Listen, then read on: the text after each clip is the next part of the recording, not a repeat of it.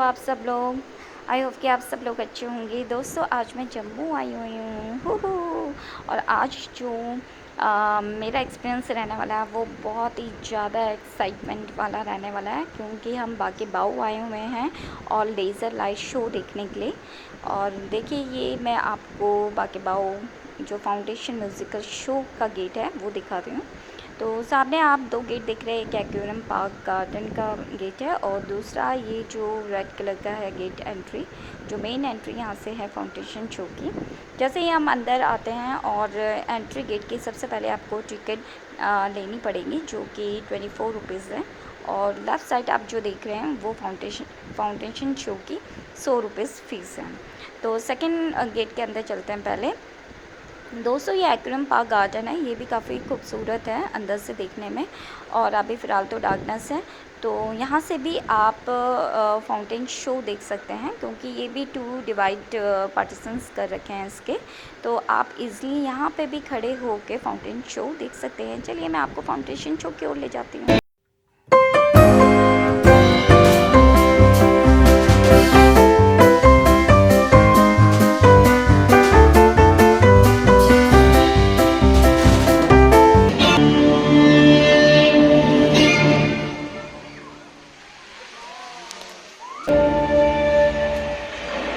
मेरा जन्म हुआ कपिलाश कुंड से, जिसमें सदा चमकते सूर्य को लोग मेरा पिता कहते हैं।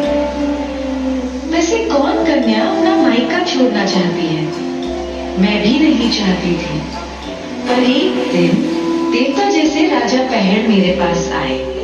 राजा मुझसे बोले कि उनके बीमार पिता के इलाज के लिए उन्हें मेरा जल चाहिए। अब रोज कपिलाश कुंड तक आकर बीमार बूढ़े पिता के स्नान के लिए मेरा जल ले जाना तो संभव नहीं था ना।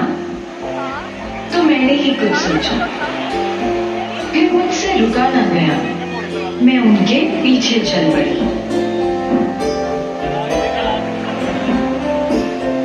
अच्छा करने वालों के साथ अच्छा ही होता है। इसी बहाने मुझे यह सुंदर जगह देखने को मिली और रास्ते में चिनैनी में मेरी मुलाकात शुद्ध महादेव से भी हो गई। उस समय तक शिवालिक पहाड़ियों में स्थित इस जगह का कोई नाम नहीं था। हाँ, इसकी पहचान जरूर थी। यहाँ की हरी भरी पहाड़ियों पर उगी नरम मुलायम घास और मेरे जल की तासीर से खींचे तमाम चरवाहे दूर दूर से यहाँ अपनी भेड़ें चराने आया करते थे। तभी एक दिन सूर्यवंशी राजा जम्बूलोचन इधर से गुजरे। इस इलाके की सुंदरता से मोहित होकर वो थोड़ी देर को यहीं आराम करने लगे। जरा दूर पर सफेद चादर ओढ़े ऊंचा हिमालय, पास में हरी चुनरी पहने पहाड़ियां और नीचे कलकल बहती नीली नदी। जैसे यह नजारा काफी न था कि तभी राजा जम्बूलोचन ने करीब के एक तालाब पर जो देखा वह दृश्य एकदम अद्भुत था। राजा जम्बूलोचन को ये नजारा छू गया। जिस जगह एक बाघ और बकरी साथ पानी पी सकते हैं, जहाँ एक शेर भी एक भेड़ को मारने से बख्श देता हो, जहाँ एक मेमना शेर से न डरता हो, वहीं मुझे अपनी राजधानी बनानी चाहिए। तभी तो इस प्रदेश के हर निवासी को बराबर का इंसाफ, बराबर की हिस्सेदारी और बराबर का दर्जा मिल सकेगा।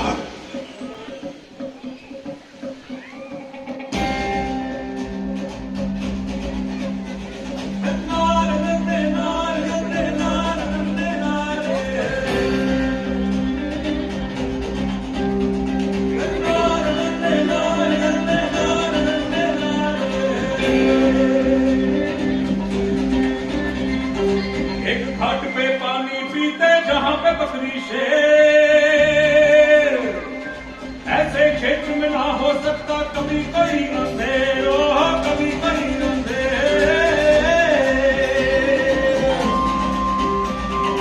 एक घाट पे पानी पीते जहां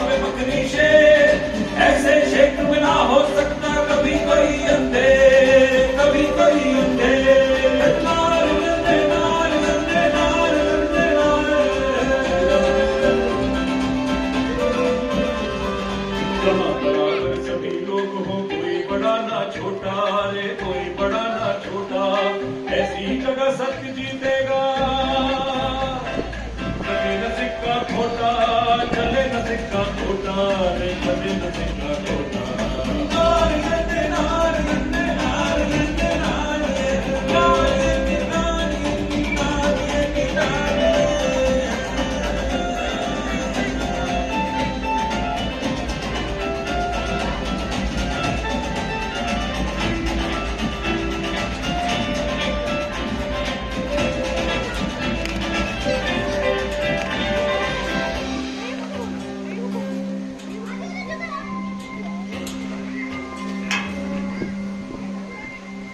कभी सूर्य पुत्री के जल से होवेंगे सब पावन, यही बसेगी माँ काली गावे वाली मन भावन।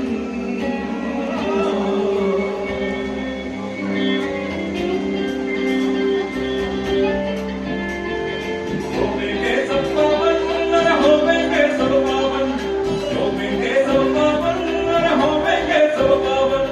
श्वेत शिखर के आसमान में धरती चुनरी थानी,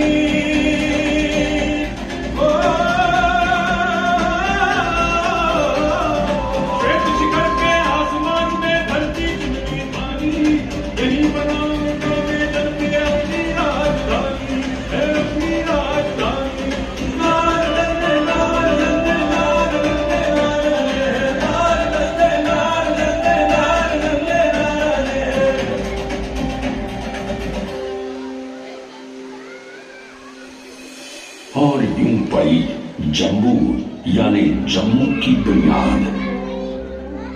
राजा जम्बू लोचन के भाई बाहू लोचन ने भी अपने भाई की राह पर चलते हुए मेरे दूसरे तट पर एक और नगर और कोट की नींव रखी, और इस तरह यहाँ एक गढ़ की तामीर शुरू हुई, इस बाहू लोचन के किले की।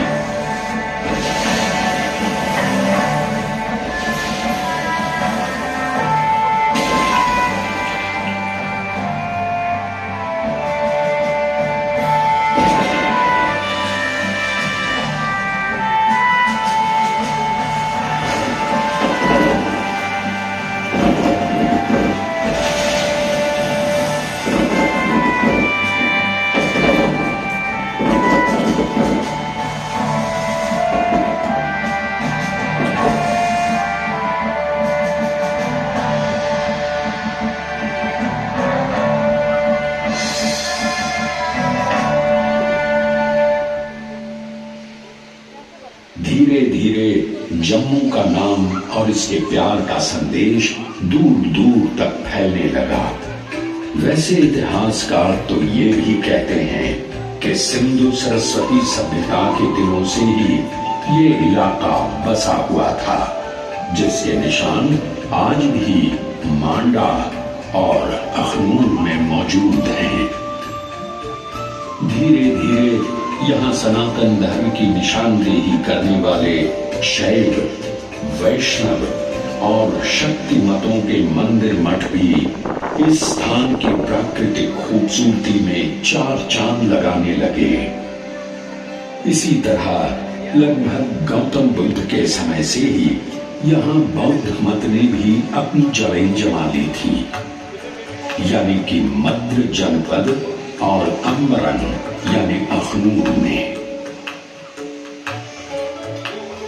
कालांतर में राजपूत, ठक्कर और राणा वंश के शासकों के हाथों इस क्षेत्र में अमन चैन शांति का ऐसा दौर आया कि दूर दूर से आए व्यापारियों के कारवां और सैलानियों के झुंड यहाँ की वस्तुओं, कलाओं और शोहरत को चारों दिशाओं में फैलाने लगे। इतिहास बताता है कि धीरे धीरे यहाँ के राजाओं ने जम्मू प्रदेश को छोटी छोटी रियासतों में बांटकर नगर नगर कोटों को बसाया और उनको भारतीय नगर शैली वास्तुकला में निर्मित मंदिरों, महलों, हवेलियों तथा तालाबों से सुसज्जित किया। 16वीं सदी ने राजा अवतार देव ने इस इलाके को अपनी राजधानी बना लिया और फिर राजा ध्रुवदेव के हाथों शुरुआत हुई जम्मू जामवाल राजवंश की। अब तो जम्मू मंदिरों, मजारों, सूफियों, महंतों का पवित्र स्थान बनने लगा। पर सब में बहुत ऊंचा स्थान हमेशा से रहा बाबे वाली माता महाकाली का। लोक विश्वास के अनुसार जिनकी प्रतिमा को 8वीं सदी में पावन अयोध्या से यहाँ लाकर स्थापित किया गया था। साथ ही महान महात्म्य रहा है पास ही कटरा में त्रिकूट पर बसी माता श्री वैष्णो देवी का।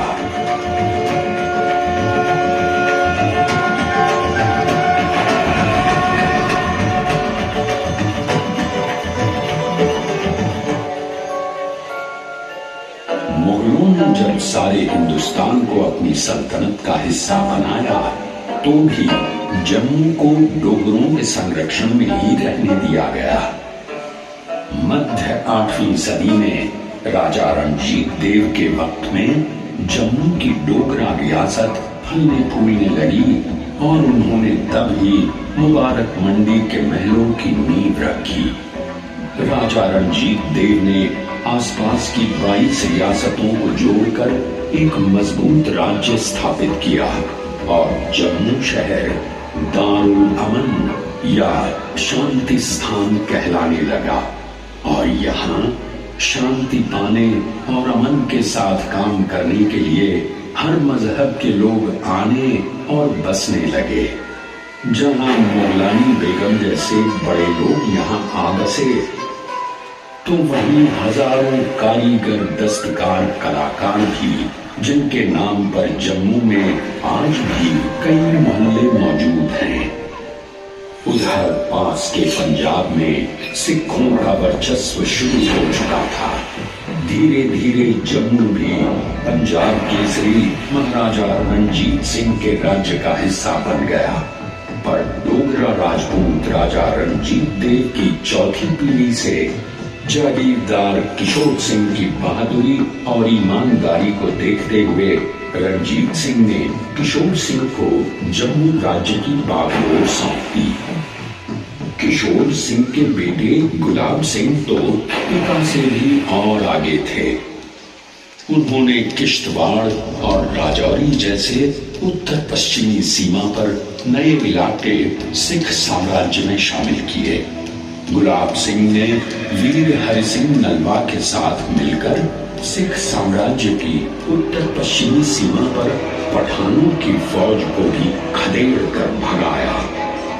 साथ ही बहादुर डोगरा सिपाहियों ने गुलाब सिंह की सहायता से राज्य की सीमाओं को लद्दाख और तिब्बत तक बढ़ा दिया। लद्दाख और तिब्बत की इन मुहिमों की अगुवाई की थी कहलूरिया राजपूत सिपह सालार जोरावर सिंह ने।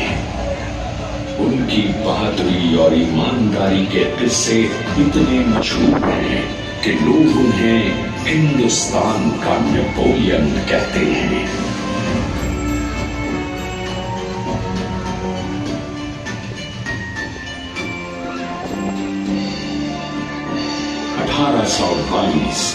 गुलाब सिंह के जम्मू के राजा की गद्दी पर बैठने के बाद इस शहर की किस्मत और चमकने लगी।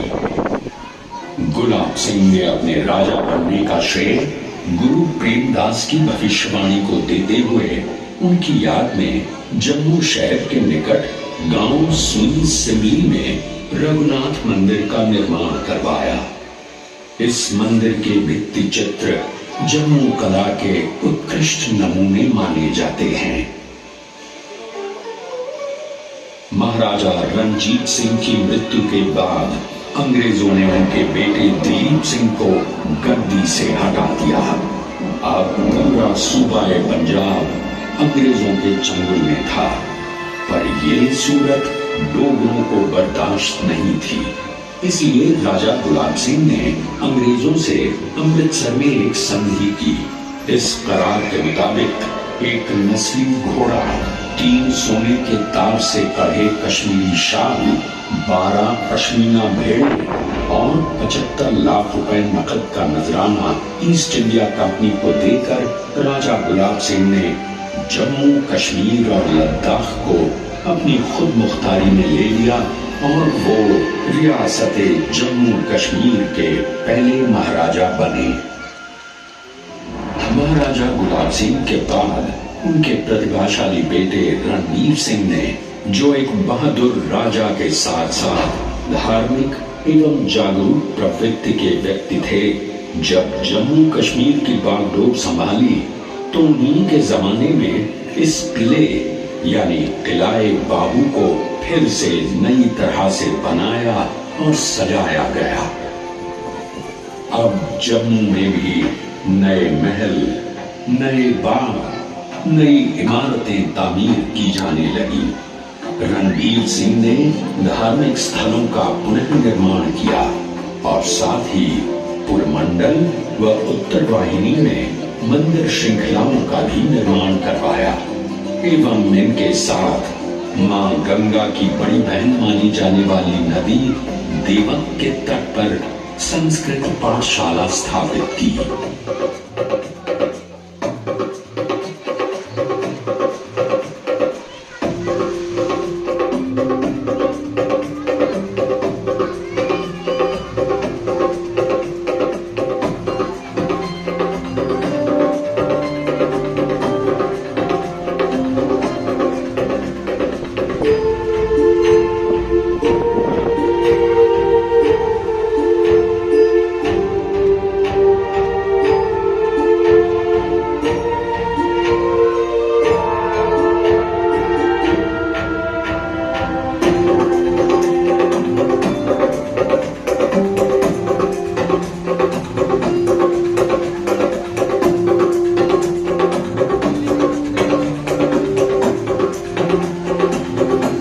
प्रदेश के डोगरों, पीर पंजाल से शिवालिक तक विचरण करते गुज्जर बकरवालों, तमाम दस्तकारों, अनेकों पंडितों और विद्वानों, गायकों, लोक नाटक के साधकों तथा मिनिएचर पेंटिंग करने वाले चित्रकारों के चलते जम्मू एक मजबूत और अलग बहुसंस्कृति एवं संस्कारों का गढ़ बन गया, जहां कहीं गद्दियों, गुज्जरों की बांसुरी की धुनें, तो कहीं जोगियों की कारकों और बारें, तो कहीं कुड, तो कहीं फुम्मनी, कहीं औरतों का जागरण और कहीं हिरण और भक्ता जैसे कहानी कहते रंग नाट्य रूप मिलने लगे।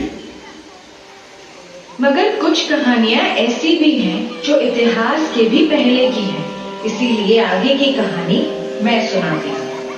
महाभारत के समय मेरे किनारे पांडवों की सेना ने डेरा डाला, क्योंकि अश्वमेध यज्ञ में छोड़ा उनका घोड़ा इधर ही चला आया और फिर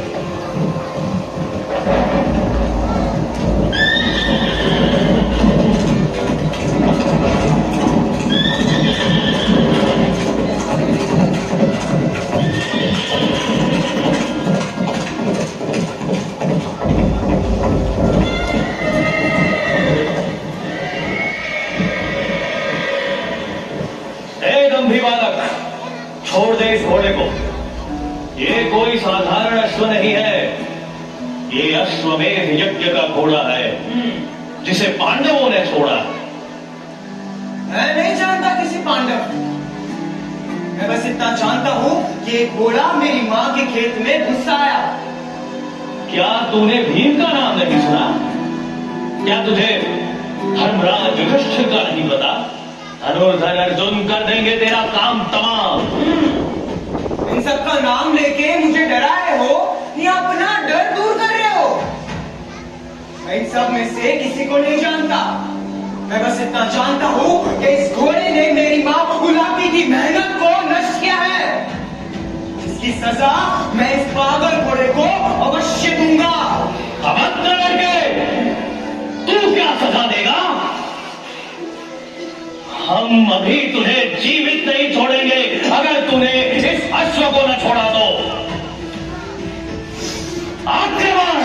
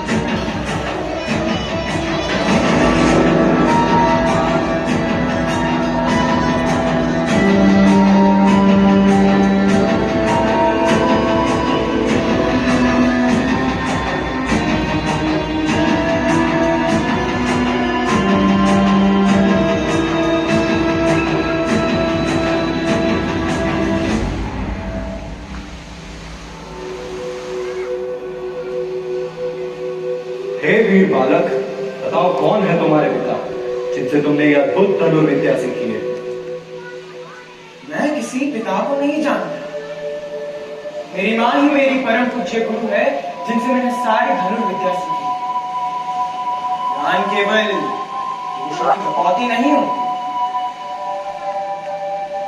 घोड़ा चाहिए तो युद्ध करना होगा। तो फिर संभालो अपना अस्त्र।